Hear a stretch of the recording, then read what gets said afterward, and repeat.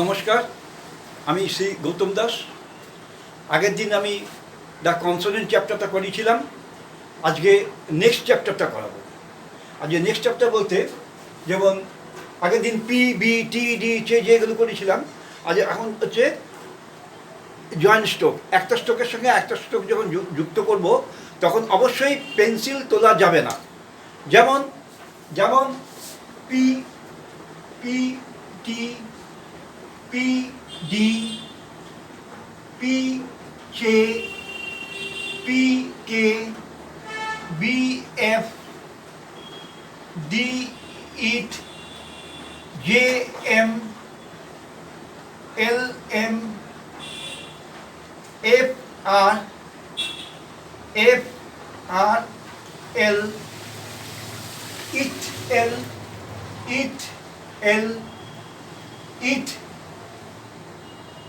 ইট রে বা ইট আর ইট M F D S B L S B L S R L S R L H D H D H V H V H B H B, এটা হচ্ছে B M L D M আর W কে DPL গে ইস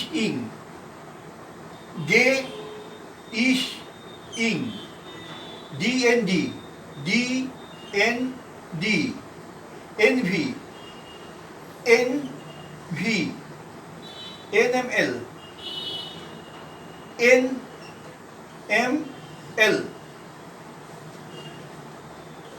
চে sorry রে এবং চে এবং চের মধ্যে বলার আছে। রে এবং চে আমি বলছি, রে এবং চে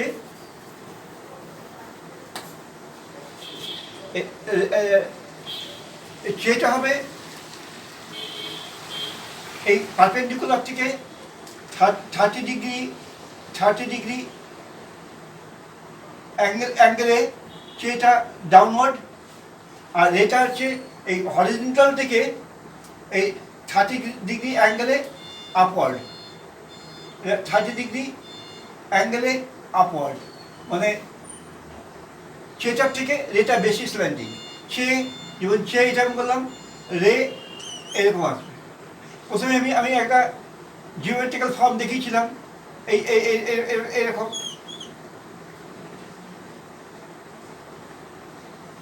এরকম একটা জিওমেট্রিক্যাল ফর্ম দেখিয়েছিলাম। এটা হচ্ছে চে, এটা হচ্ছে রে। চেটা ডাউনওয়ার্ড, রেটা আপওয়ার্ড। চেটার থেকে রেটা বেশি স্ল্যান্টিং, এটা পারপেন্ডিকুলার থেকে 30 ডিগ্রি অ্যাঙ্গেলে ডাউনওয়ার্ড, এটা হরিজন্টাল থেকে 30 ডিগ্রি অ্যাঙ্গেলে আপওয়ার্ড।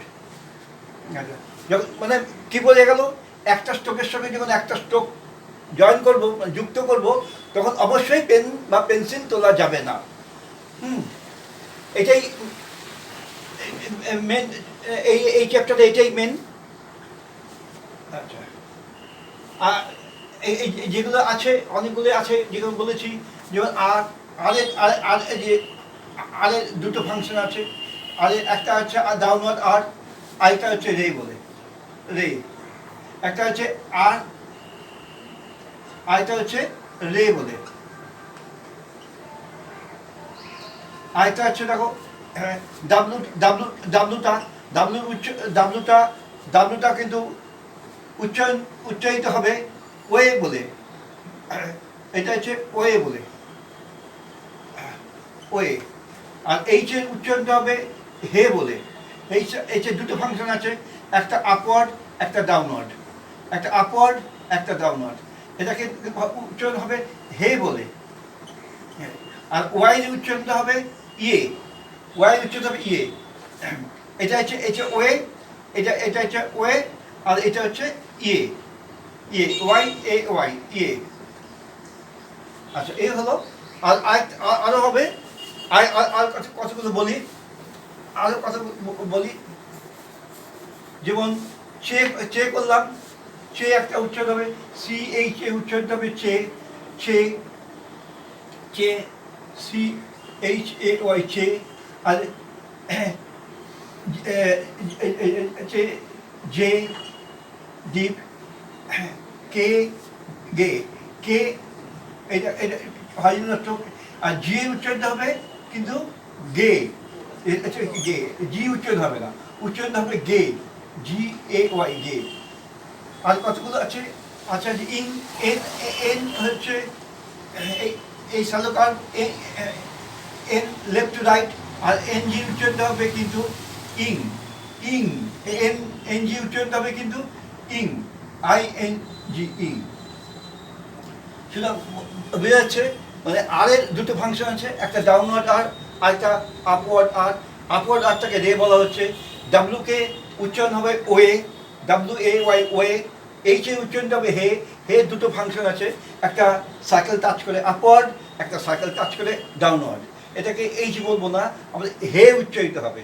ওয়াই উচ্চারিত হবে কিন্তু ইয়ে, ওয়াই এ ওয়াই ইয়ে, এই সাইকেল টাচ করেই, এই হুক টাচ করেই আপওয়ার্ড, আপওয়ার্ড হে। যেটা আজকে মূল বক্তব্য, একটা স্ট্রোকের সাথে আরেকটা স্ট্রোক যখন যুক্ত হবে তখন অবশ্যই পেন্সিল তোলা যাবে না। আরেকটা বলি, একটা একটা স্ট্রোকের লেন্থ হবে কিন্তু 1/6 অফ অ্যান ইঞ্চ লং, মানে 1 ইঞ্চির 6 ভাগের 1 ভাগ। এটা মাথায় রাখতে হবে। এর পরের দিন আমি বলবো যে স্ট্রোকের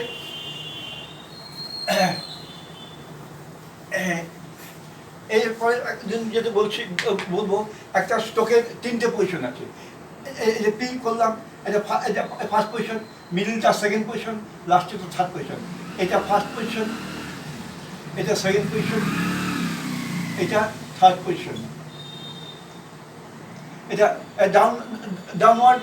আচ্ছা যদি আপওয়ার্ডও হয় তাহলেও যেখানে শুরু করছি সেটা ফার্স্ট পজিশন, মিডলটা সেকেন্ড পজিশন, লাস্টেটা থার্ড পজিশন। এল যদি করি, এল যদি করি, এল যদি করি, এটা আপওয়ার্ড শ্যালো কার্ভ, এটা হচ্ছে ফার্স্ট পজিশন,